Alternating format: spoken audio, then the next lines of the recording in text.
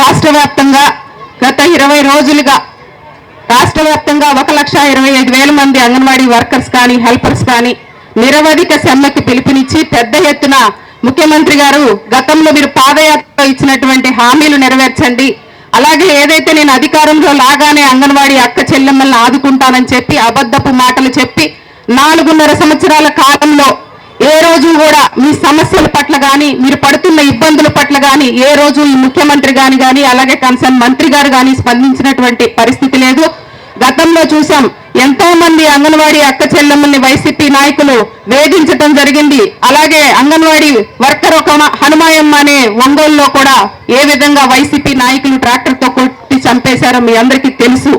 ఏదైతే గతంలో చంద్రబాబు నాయుడు గారు చేసినటువంటి సంక్షేమము తప్ప ఏదైతే 4,200 ఉన్న జీతాన్ని 10,500 చేసింది కానీ అలాగే 7,000 రూపాయల హెల్పర్కి ఇచ్చింది కూడా తెలుగుదేశం పార్టీ చంద్రబాబు నాయుడు గారు మాత్రమే.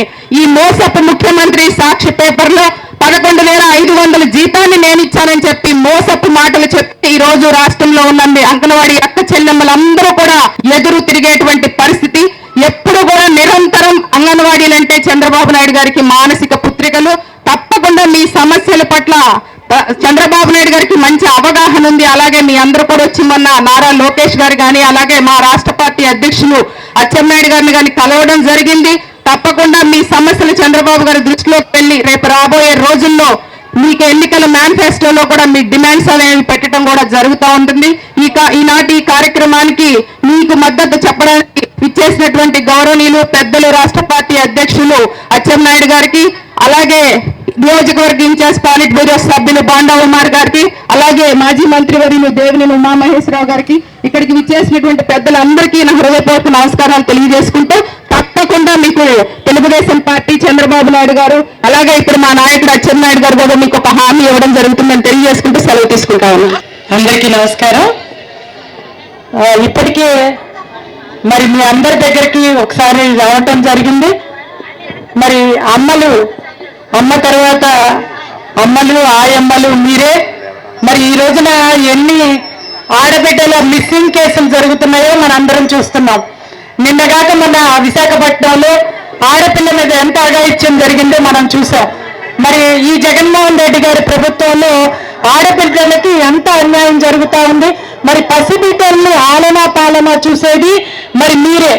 అటువంటిది గద్దలకు అవినీతి సొమ్మును పంచిపెట్టడం అలవాటు పడిన జగన్మోహన్ రెడ్డి గారి ప్రభుత్వానికి పిచ్చుకలు లాంటి పక్షులు లాంటి మీరు కొంచెం మాకు అప్పులు పాలవుతున్నాం, తినటానికి ఏమీ చాలటం లేదు ఇప్పుడు పెరిగిన ధరలతో అని చెప్పి రోడ్డు మీదకి వస్తే 20 రోజులుగా మీరు చేసే ఉద్యమం తెలియదని చెప్పి మాట్లాడటం ఎంత సిగ్గుచేటో మనందరం తెలుసుకోవాలి. ఇవాళ తెలుగుదేశం ప్రభుత్వం ఆ రోజు 4,200 నుంచి 10,500 చేసింది తెలుగుదేశం ప్రభుత్వం.